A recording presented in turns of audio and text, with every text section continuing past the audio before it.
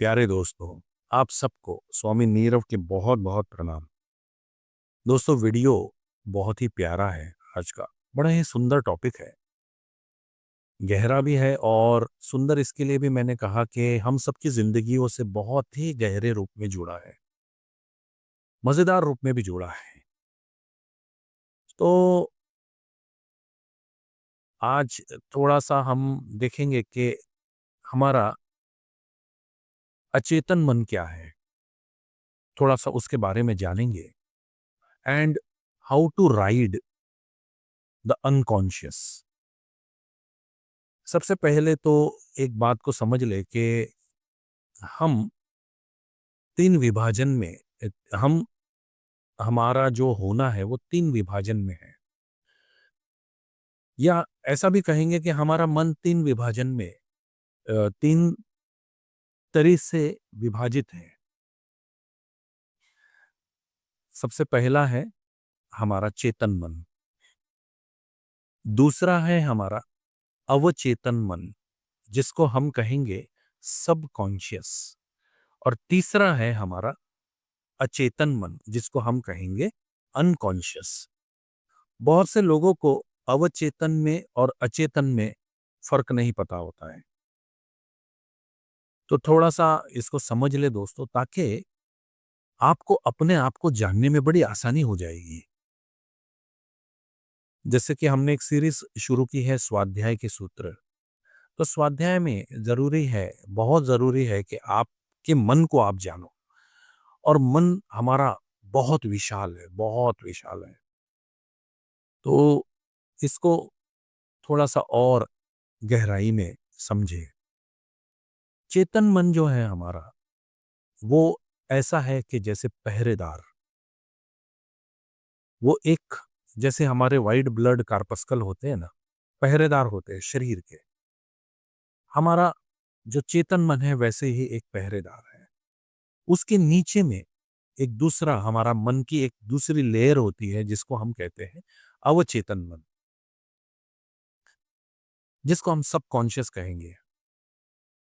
एक बुक का मैंने टाइटल पढ़ा कि पावर ऑफ योर सबकॉन्शियस। तो दोस्तों, ऐसा ये टाइटल ही गलत है। सबकॉन्शियस मन ऐसा समझो कि हमारे अचेतन मन के ऊपर उठी हुई लहरें हैं, और लहरों का अपना कोई अस्तित्व नहीं होता। सबकॉन्शियस मन जो है हमारा, वो बनाया है, इसका वास्तविक अस्तित्व नहीं होता। अचेतन मन का होता है, अवचेतन मन का नहीं होता है, क्योंकि अवचेतन मन को बनाया है हमारे पेरेंट्स ने, टीचर्स ने, सोसाइटी ने। मेजर जो हिस्सा है वो सोसाइटी का है। तो सोसाइटी में हमारे टीचर्स भी आ गए, हमारे रिलेटिव्स भी आ गए, हमारे जानने वाले भी आ गए, हमारे बहुत सारे लोग आ गए, जो शासक भी है, वो लोग भी हमारे हमारे सोसाइटीज में आते हैं। तो इन सब ने मिल के हमारा अवचेतन मन बनाया है, सबकॉन्शियस माइंड बनाया है। और अचेतन मन है जो दोस्तों, वो बहुत गहरा है, बहुत कई किलोमीटर गहरा है। अवचेतन मन, सबकॉन्शियस माइंड, हमारे अचेतन मन के ऊपर की लहरें हैं। तो लहरों का जब अपना कोई अस्तित्व नहीं है, तो जो बुक का टाइटल है, जोसेफ मर्फी ने लिखा है कि power of your subconscious mind, तो जिसका अस्तित्व ही नहीं है उसके पावर क्या होगी दोस्तों, है ना।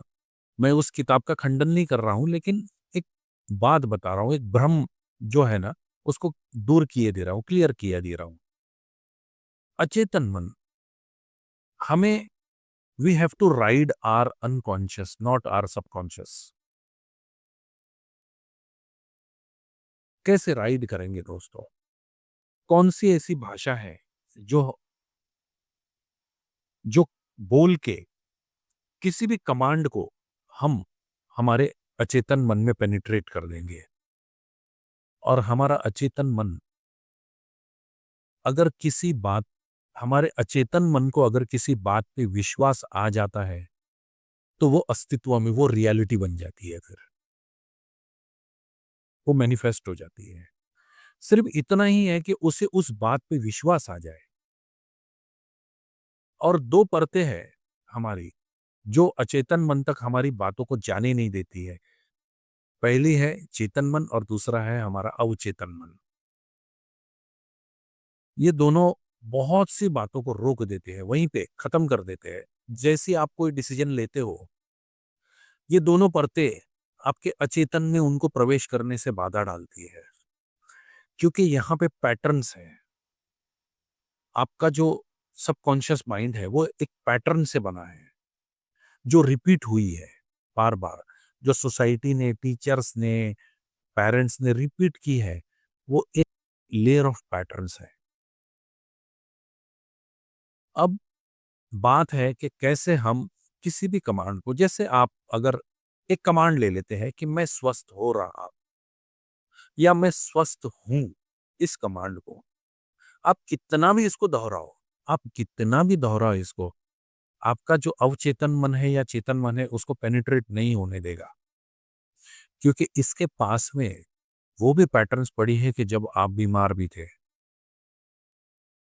और इसके पास वो भी पैटर्न है कि आप अपनी बात पे ही विश्वास नहीं करते हो। ये सबसे बड़ी पैटर्न है दोस्तों। आपको अपने पे ही भरोसा नहीं है। ये आपका चेतन और अवचेतन बखूबी जानता है, लेकिन आपका अचेतन नहीं जानता। क्योंकि वहां तक वो बात ही नहीं पहुंची, वो गूंज, वो इको ही नहीं हुई ये बात वहां तक। तो कैसे हम हमारे अचेतन में कोई भी कमांड को कैसे प्रवेश करवाए हम? समझना दोस्तों इस बात को कि हमारा जो अचेतन मन है, उसको rhythm, rhyme, rhyme and repetition, ये तीनों जब एक वाक्य में आ जाती है, उसको, वो वाक्य को हम डायरेक्टली अचेतन मन में प्रवेश करवा सकते हैं।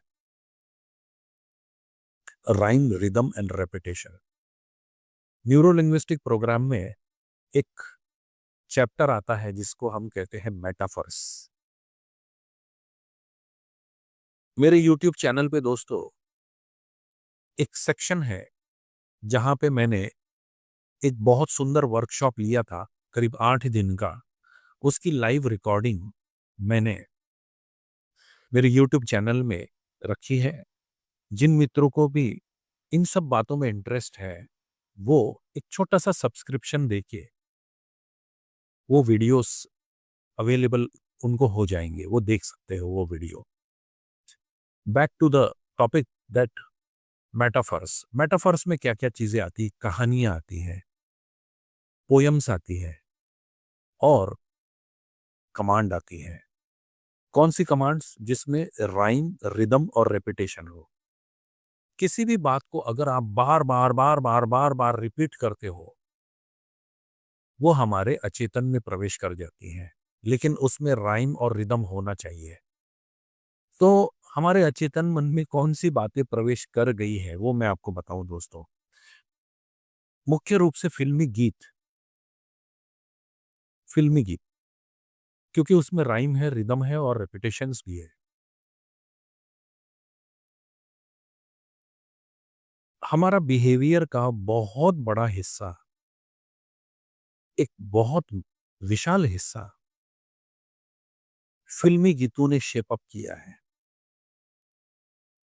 क्योंकि जो चीज आपके अचेतन में चली जाती है, वो रियलिटी बन जाती है, आपकी रियलिटी बन जाती है। विश्व की नहीं बोल रहा हूं, आपकी रियलिटी बन जाती है। बहुत सारे लोग, मैं मुख्य रूप से इस वीडियो में ये कहना चाहता हूं दोस्तों कि आप कौन से फिल्मी गीत सुनते हो, इस पे जरूर जरूरी रूप से गौर करना। बहुत से लोगों को उदास फिल्मी गीत बहुत पसंद होते हैं, जैसे ना कोई उमंग है, ना कोई तरंग है, मेरी जिंदगी है क्या एक कटी पतंग है। ये जो गीत है ना दोस्तों, सुनने में बड़ा अच्छा लगता है, लेकिन अगर आप इसको दपराते हो, तो ये आपके अचेतन में जिस दिन प्रवेश कर गई, उस दिन वो आपकी रियलिटी बन जाएगी। आपके साथ ऐसे हादसे होने लग जाएंगे कि आपको ऐसा लगने लग जाएगा कि आप एक कटी पतंग हो। मेरा जीवन कोरा कागज कोरा ही रह गया, जो लिखा था आंसुओं के संग बह गया। Every song has a message. हर गीत में एक मैसेज है। सुनने से पहले जरूर सोच लेना कि ये गाना मुझे क्या मैसेज दे रहा है। क्या ये गाना सुन के मैं प्रफुल्लित हो जाऊंगा, या ये गाना सुन के मैं उदास हो जाऊंगा। ये जरूरी रूप से सोच लेना दोस्तों, क्योंकि गीत में राइम, रिदम और रिपीटेशन तीनों होती है। और जब भी कोई मेटाफर्स बोला जाता, कोई मेटाफरिकल लैंग्वेज आ जाती है, आपका चेतन मन और अवचेतन मन ये ट्रैंक्विलाइज्ड हो जाता है, बेहोश हो जाते हैं। तो सीधी कमांड अंदर प्रवेश कर जाती है आपके, है ना। वो जो गीत है ना, एक कमांड के रूप में आपके अंदर प्रवेश कर जाएगा। तो दोस्तों आज के बाद जब भी आप कोई, जैसे गजलें हैं, गजलें मुख्य रूप से उदास होती है, शिकायतें होती है, शिकवे होते हैं, है ना। तो बहुत सावधानी से गजलें सुनना आपने। सुनने में बड़ी अच्छी लगती है, बड़ा मधुर लगता है संगीत। कुछ राग ऐसे होते हैं दोस्तों, वो हमारे बिहेवियर्स को शेप अप करते हैं। उदास होते हैं, शिकायतें होती है, तो ऐसे गीतों से बचना, क्योंकि हर गीत एक मैसेज है, और हर मैसेज आपके अवचेतन में कमांड बन जाता है। तो दोस्तों आज यही छोटी बात मुझे आपको शेयर करनी थी कि ऐसी कविताएं, ऐसी गजलें और ऐसे गीत जो आपको ऐसा मैसेज देते हैं उदासी का, या तो फिर ऐसा मैसेज देते हैं कि जो आपको जिंदगी में नहीं चाहिए, उनसे सावधानी से उनके साथ बर्ताव करें, उन्हें सुनना बंद कर दे दोस्तों। ऐसे बहुत सारे गीत हैं जो एक प्रफुल्लता का मैसेज देते हैं। बहुत सारे ढूंढने बैठोगे तो हजारों मिल जाएंगे दोस्तों। तो ऐसे गीतों को सुने ही ना, जो आपको उदासी की ओर लेके जाते हैं। बहुत बहुत शुक्रिया दोस्तों, थैंक यू वेरी मच।